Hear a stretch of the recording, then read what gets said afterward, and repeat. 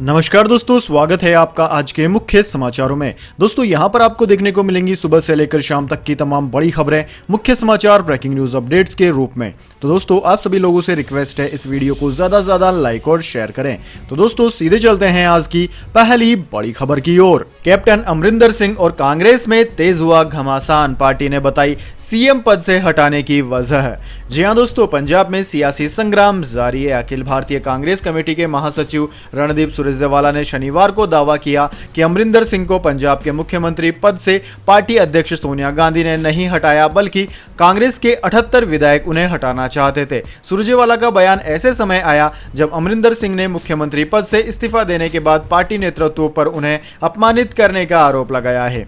सुरजेवाला ने कांग्रेस मुख्यालय में प्रेस कॉन्फ्रेंस करते हुए कहा कि जब कोई मुख्यमंत्री अपने सभी विधायकों का विश्वास खो देता है तो उसे अपने पद से इस्तीफा दे देना चाहिए। 79 में से 78 विधायकों ने कांग्रेस हाईकमान को लिखा था कि सीएम को बदल देना चाहिए। अगर हम सीएम नहीं बदलते तो इसे तानाशाही कहते। एक तरफ 78 विधायक और एक तरफ अकेला मुख्यमंत्री। सोनिया गांधी कांग्रेस पार्टी की अध्यक्ष है और पंजाब में मुख्यमंत्री बदलने का फैसला उन्होंने नहीं लिया। जैसा कि मैंने आपको बताया, 78 विधायकों ने पत्र लिखा था और उसके बाद हमने मुख्यमंत्री को बदल दिया है। रणदीप सुरजेवाला ने आगे कहा कि कांग्रेस ने पंजाब में अनुसूचित जाति वर्ग के बेटे चरणजीत सिंह चन्नी को मुख्यमंत्री बनाकर मिसाल पेश की है। बीजेपी 15 राज्यों में सत्ता पर काबिज है, उसने एक भी अनुसूचित जाति वर्ग को मुख्यमंत्री नहीं बनाया है। जब कांग्रेस ने नजीर पेश की तो भाजपा को दिक्कतें क्यों हो रही है।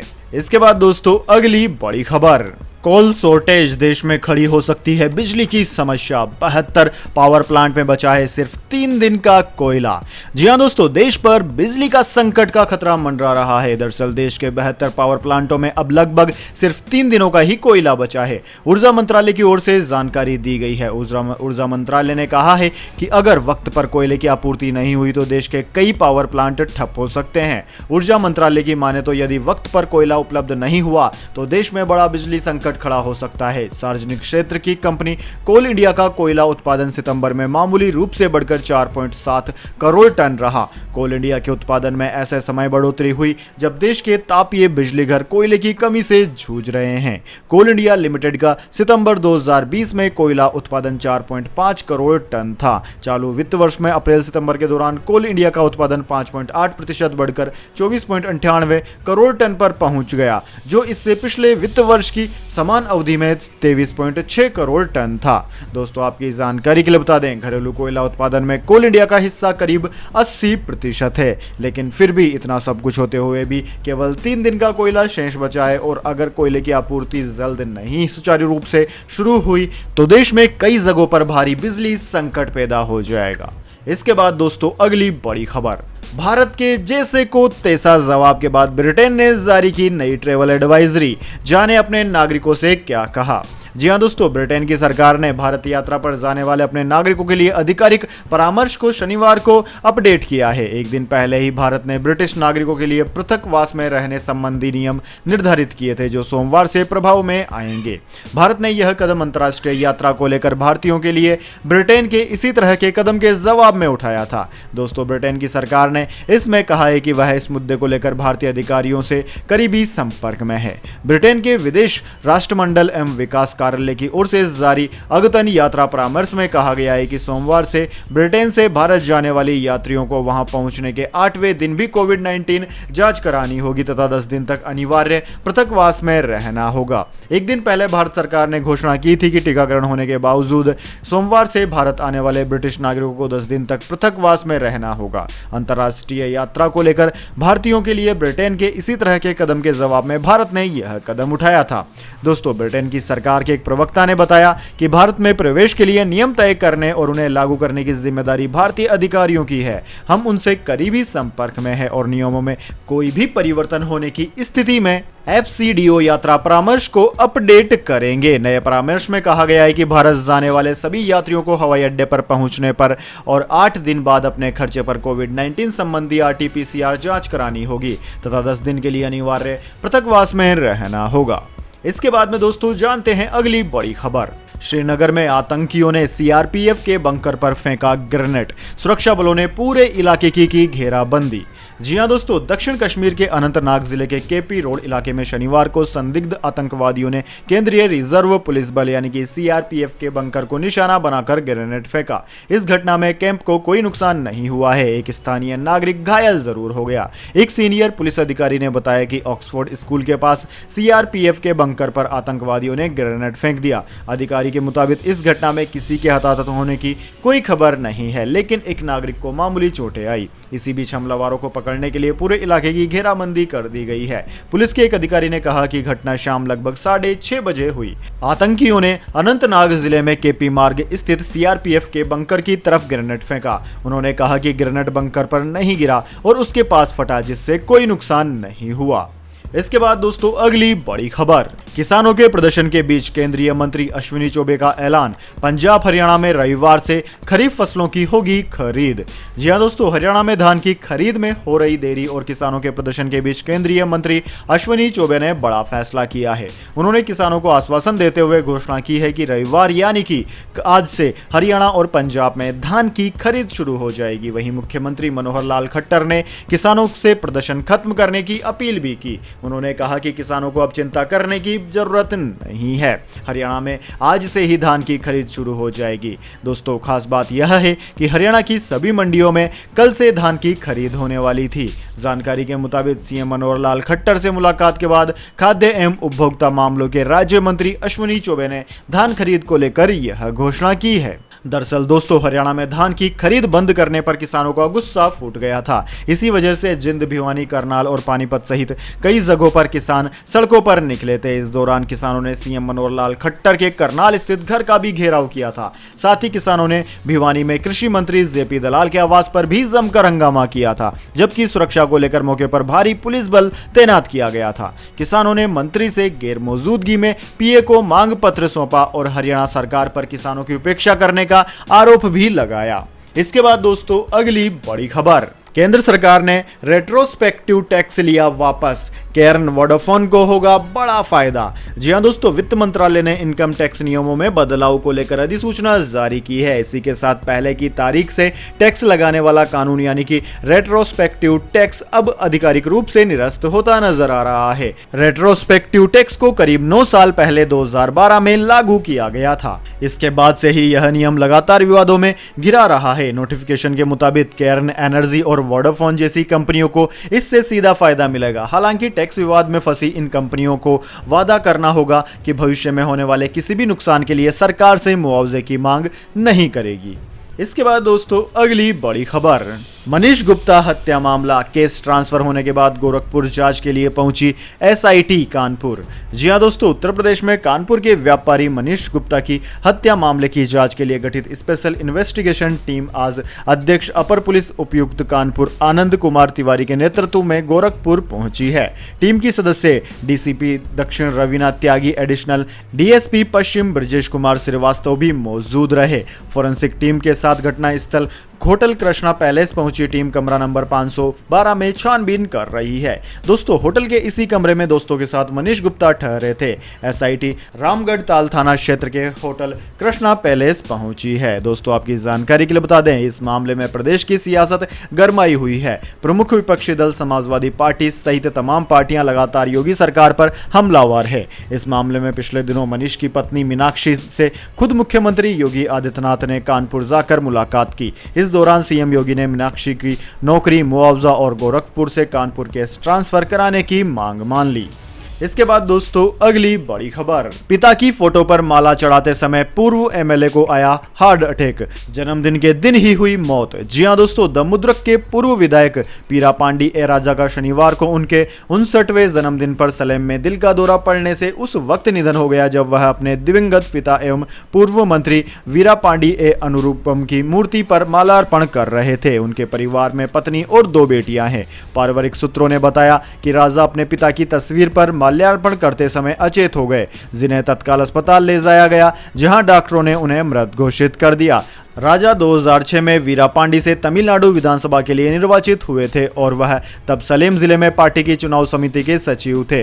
वह 1982 में दमुद्रक से जुड़े थे और तब से पार्टी में विभिन्न पदों पर रहे। इसके बाद दोस्तों अगली बड़ी खबर, ट्विटर अकाउंट बंद होने से झटपटा रहे हैं डोनाल्ड ट्रंप, फेडरल जज से बोले कंपनी पर दबाव डालें। जी हां दोस्तों, पूर्व अमेरिकी राष्ट्रपति डोनाल्ड ट्रंप ने फ्लोरिडा के फेडरल जज से कहा है कि वह ट्विटर से उनके अकाउंट को दोबारा शुरू करने के लिए दबाव बनाए। ब्लूमबर्ग न्यूज की रिपोर्ट के मुताबिक जुलाई में डोनाल्ड ट्रंप ने जुलाई में फेसबुक और अल्फाबेट की गूगल और चीफ एग्जीक्यूटिव पर मुकदमा दायर किया था। उन्होंने आरोप लगाया था कि ये कंपनी गैरकानूनी तरीके से रूढ़िवादी सोच को चुप कराती है। मीडिया रिपोर्ट्स में कहा गया है कि ट्विटर के खिलाफ प्राथमिक आदेश के लिए ट्रंप का केस मियामी में शुक्रवार देर रात दायर किया गया। इसमें दावा किया गया कि सोशल मीडिया कंपनी ने कांग्रेस में उनके राजनीतिक प्रतिद्वंदियों के दबाव में जनवरी में उनका ट्विटर अकाउंट बंद कर दिया था। ट्विटर ने टिप्पणी करने से इनकार कर दिया। ट्रंप के प्रतिनिधियों ने भी फिलहाल कुछ नहीं कहा है। ट्रंप के ट्विटर पर 88 मिलियन से ज्यादा फॉलोअर्स थे। राष्ट्रपति जो बाइडेन की जीत की कांग्रेस द्वारा पुष्टि होने से रोकने के लिए उनके समर्थकों की भीड़ द्वारा कैपिटल हिल पर घातक हमला करने के 2 दिन बाद कंपनी ने 8 जनवरी को उनका अकाउंट स्थायी रूप से ब्लॉक कर दिया था। ट्रंप ने ट्विटर और अन्य सोशल मीडिया प्लेटफॉर्म का इस्तेमाल गलत और बार बार यह दावा करने के लिए किया कि उन्होंने चुनाव में धांधली का गंभीर आरोप लगाया। ट्रंप के वकीलों ने अपने मुकदमे में कहा कि ट्विटर इस देश में राजनीतिक विमर्श पर एक हद तक शक्ति और नियंत्रण का प्रयोग करता है। यह ऐतिहासिक रूप से अभूतपूर्व और लोकतांत्रिक बहस को शुरू करने के लिए बेहद खतरनाक है। इसके बाद दोस्तों अब जान लेते हैं पूरी दुनिया और भारत में क्या है कोरोना महामारी की ताज़ा स्थिति। सबसे पहले दोस्तों बात करते हैं वर्ल्ड वाइड यानी कि पूरी दुनिया की। तो दोस्तों पूरी दुनिया में इस वक्त तक इस महामारी से संक्रमितों का आंकड़ा 21 करोड़ 94 लाख को पार कर गया, जबकि दोस्तों महामारी से मरने वालों की संख्या 45,47,000 के पार है। इस महामारी से सर्वाधिक प्रभावित देशों की बात की जाए तो उनमें America, India, Brazil, United kingdom, Russia, Turkey, France, Iran, Argentina आदि देश प्रमुख हैं। वहीं दोस्तों अब बात कर लेते हैं क्या है भारत के हालात, लेकिन उससे पहले मेरी आपसे एक छोटी सी रिक्वेस्ट है। अगर दोस्तों आपको अभी तक हमारी न्यूज़ पसंद आई तो इसे एक छोटा सा लाइक जरूर दे दें, और अगर आपको पसंद नहीं आई है तो बेशक आप डिसलाइक भी कर सकते हैं, लेकिन दोस्तों लाइक और डिसलाइक जरूर कीजिए, क्योंकि दोस्तों यही हमारी मेहनत का फल होता है और इसी से पता चलता है कि आपको हमारी वीडियो पसंद आई है या नहीं। तो दोस्तों जल्दी से जान लेते हैं क्या है भारत के हालात। दोस्तों भारत में इस वक्त तक इस महामारी से मरने वालों की संख्या 4,48,000 के पार है, जबकि कुल संक्रमितों का मामला 3,37,91,000 को पार कर गया है। इस महामारी से सर्वाधिक प्रभावित राज्यों की बात की जाए तो उनमें महाराष्ट्र, केरला, कर्नाटक, तमिलनाडु, आंध्र प्रदेश, उत्तर प्रदेश, वेस्ट बंगाल, दिल्ली, ओडिशा, छत्तीसगढ़, राजस्थान, गुजरात, मध्य प्रदेश आदि प्रमुख राज्य हैं। जबकि दोस्तों पिछले 24 घंटों के दौरान केरला सबसे ज्यादा प्रभावित रहा है। केरल में पिछले 24 घंटों के दौरान 13,834 से ज्यादा मामले सामने आए हैं। इसके बाद दोस्तों अगली बड़ी खबर, पेट्रोल डीजल प्राइस टुडे, लगातार तीसरे दिन महंगा हुआ पेट्रोल डीजल, मुंबई में 108 रुपए को कर दिया पार। जी हां दोस्तों, आज लगातार तीसरे दिन पेट्रोल डीजल के रेट में इजाफा किया गया है। पेट्रोल डीजल के दाम में हो रही बढ़ोतरी के चलते इस समय देश के सभी शहरों में ईंधन के रेट ऑल टाइम हाई पर हैं। कई शहरों में पेट्रोल 110 रुपए लीटर के पार हो गया है। सरकारी तेल कंपनियों ने आज पेट्रोल की कीमत 25 पैसे प्रति लीटर, जबकि डीजल की कीमत 30 पैसे प्रति लीटर बढ़ा दी है। कई शहरों में पेट्रोल के 110 रुपए प्रति लीटर के पार निकल जाने की खबरें भी है। आंकड़ों के लिहाज से देखा जाए तो पेट्रोल सबसे महंगा मध्य प्रदेश के शिवनी में है, जहां पर 113.28 रुपए प्रति लीटर मिल रहा है। इसके अलावा दोस्तों राजस्थान के श्रीगंगानगर में भी पेट्रोल 113 रुपए 1 पैसे प्रति लीटर बिक रहा है। दिल्ली की बात की जाए तो दिल्ली में 1 लीटर पेट्रोल की कीमत 102 रुपए 14 पैसे प्रति लीटर है, जबकि डीजल की कीमत 90 रुपए 47 पैसे प्रति लीटर है। मुंबई की बात की जाए तो मुंबई में पेट्रोल 108 रुपए 19 पैसे प्रति लीटर, जबकि डीजल 98 रुपए 16 पैसे प्रति लीटर पर बिक रहा है। इसके बाद दोस्तों अगली बड़ी खबर, साउथ के पॉपुलर कपल का हुआ तलाक, समंथा और नागा चैतन्य ने लिया तलाक। एक्ट्रेस ने ऑफिशियल स्टेटमेंट जारी कर कहा, हमें इससे आगे बढ़ने के लिए प्राइवेसी दें। जी हां दोस्तों, कई दिनों से फिल्मी गलियारों में साउथ सुपरस्टार नागा चैतन्य और उनकी पत्नी समंथा अक्कीनेनी के तलाक की खबरें चर्चा में बनी हुई है, जिसके बाद अब खुद एक्ट्रेस ने एक ऑफिशियल स्टेटमेंट जारी कर इन खबरों पर मोहर लगा दी है। समंथा ने हाल ही में एक स्टेटमेंट जारी किया है, जिसमें उन्होंने फैंस और मीडिया से इस मामले में प्राइवेसी देने की भी अपील की है। समंथा ने अपने सोशल मीडिया अकाउंट से लिखा है कि हमारे सभी शुभचिंतकों के लिए कई विचार विमर्श और विचारों के बाद मैंने और चाई यानी कि नागा चैतन्य ने अपने रास्ते पर चलने के लिए पति पत्नी के रूप में अलग होने का फैसला किया है। हम सौभाग्यशाली हैं कि एक दशक से अधिक की दोस्ती हमारे रिश्ते का मूल हिस्सा थी और हमें विश्वास है कि हमारे बीच हमेशा एक विशेष बंधन रहेगा। आगे एक्ट्रेस ने लिखा कि हम अपने प्रशंसकों, शुभचिंतकों और मीडिया से अनुरोध करते हैं कि इस कठिन समय में हमारा समर्थन करें और हमें प्राइवेसी दें जिससे हम इससे आगे बढ़ सकें। इसके बाद दोस्तों अगली बड़ी खबर, गोल्ड सिल्वर प्राइस टुडे। सोना चांदी की कीमतों में फिर हुआ बदलाव, जानिए क्या है ताजा दाम। जी हां दोस्तों, HDFC सिक्योरिटीज के अनुसार राष्ट्रीय राजधानी दिल्ली में सोना 555 रुपए की तेजी के साथ 45,472 रुपए प्रति 10 ग्राम हो गया, जो कि पिछले कारोबारी दिन 44,917 रुपए प्रति 10 ग्राम पर था। वहीं चांदी की बात की जाए तो चांदी 975 रुपए चढ़कर 58,400 रुपए प्रति किलोग्राम हो गई है। अंतर्राष्ट्रीय बाजार की बात की जाए तो अंतर्राष्ट्रीय बाजार में सोना गिरावट के बाद सोना $1752 प्रति औंस जबकि चांदी $22.16 प्रति औंस पर सपाट रही।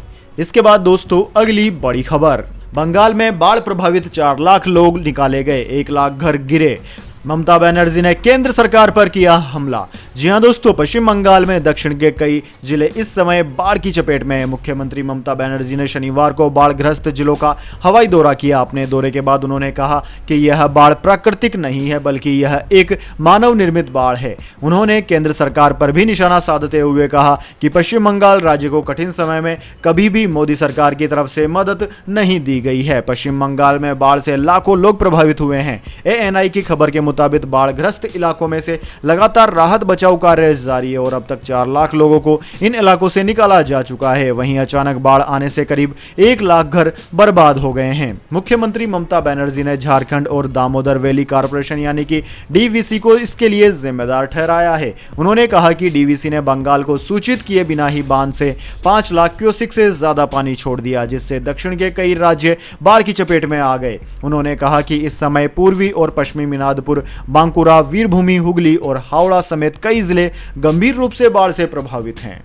इसके बाद दोस्तों अगली बड़ी खबर, सरकारी कर्मचारियों का दशहरे से पहले 3% बढ़ेगा, HRA सैलरी में भी होगा इजाफा। जी हां दोस्तों, केंद्र सरकार फेस्टिवल सीजन में सरकारी कर्मचारियों को खुशखबरी देने वाली है। दरअसल दोस्तों, सरकार केंद्रीय कर्मचारियों के हाउस रेंट अलाउंस यानी कि HRA में 3% की वृद्धि कर रही है। सरकार ने 1.5 साल से रोके गए महंगाई भत्ते का एरियर भी नहीं दिया है। हालांकि जुलाई 2021 से महंगाई भत्ता यानी कि DA 17% से बढ़ाकर 28% कर दिया गया है। अब सरकार ने अगस्त महीने के लिए HRA 3% बढ़ाकर बेसिक सैलरी का 25% कर दिया है।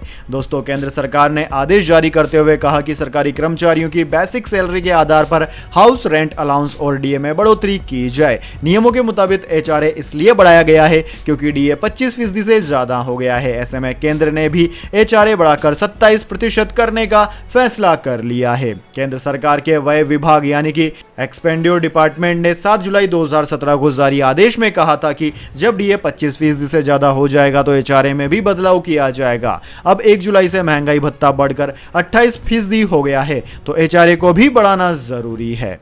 इसके बाद दोस्तों अगली बड़ी खबर, सितंबर में मारुति सुजुकी, बजाज ऑटो एक्सकोर्ट्स की बिक्री घटी। निशान, टोयोटा किर्लोस्कर, MG मोटर्स में आई तेजी। जी हां दोस्तों, बजाज ऑटो ने शुक्रवार को बताया कि उसकी कुल घरेलू बिक्री इस साल सितंबर में 16% की गिरावट के साथ 1,92,348 इकाई रह गई। बजाज ऑटो ने एक बयान में कहा कि उसने पिछले साल सितंबर में कुल 2,28,731 वाहन बेचे थे। कंपनी की कुल बिक्री इसमें घरेलू बिक्री और निर्यात शामिल है। दूसरी ओर दोस्तों, टोयोटा किर्लोस्कर ने बताया कि सितंबर में उसकी घरेलू बिक्री 14% बढ़कर 9,284 इकाई रही। कंपनी ने सितंबर 2020 में 8,116 वाहन बेचे थे। कंपनी ने आगामी त्योहार सत्र में मांग में बढ़ोतरी की उम्मीद जताई है। वहीं दोस्तों, निशान इंडिया ने भी सितंबर में उसकी घरेलू थोक बिक्री 3 गुना बढ़कर 2,816 इकाई हो गई है, ऐसा बताया है। इसके अलावा दोस्तों, विदेशी कंपनी MG मोटर इंडिया ने कहा है कि अर्धचालक की कमी के कारण विनिर्माण संबंधी चुनौतियों के बावजूद सितंबर 2021 में उसकी खुदरा बिक्री 28% बढ़कर 3,241 इकाई रही। MG मोटर इंडिया ने एक बयान में कहा कि कंपनी ने पिछले साल इसी महीने में 2,537 इकाइयों की बिक्री की थी। तो दोस्तों यह थी आज की तमाम बड़ी खबरें। इसके बाद दोस्तों अब बारी आती है आज के माइंड क्यूज क्वेश्चन की। जी हाँ दोस्तों, एक आसान से सवाल का जवाब देकर आप जीत सकते हैं एक अमेजिंग सरप्राइज गिफ्ट हमारे यूट्यूब चैनल की ओर से। तो दोस्तों आज का सवाल आपकी स्क्रीन पर आ चुका है। महात्मा गांधी का पूरा नाम क्या है? जी हाँ दोस्तों, अगर आप जानते हैं महात्मा गांधी का पूरा नाम तो जल्दी से कमेंट बॉक्स में लिख दीजिए। अगर दोस्तों आपका जवाब होता है एकदम सही और आप चले जाते हैं लक्की विजेता के रूप में, तो आपको मिल सकता है एक अमेजिंग सरप्राइज गिफ्ट हमारे यूट्यूब चैनल की ओर से। तो दोस्तों जल्दी से अपना उत्तर कमेंट बॉक्स में लिख दीजिए, वीडियो को लाइक कर लीजिए और चैनल को सब्सक्राइब करके बेल आइकन भी दबा लीजिए। धन्यवाद। वंदे मातरम। जय हिंद, जय भारत।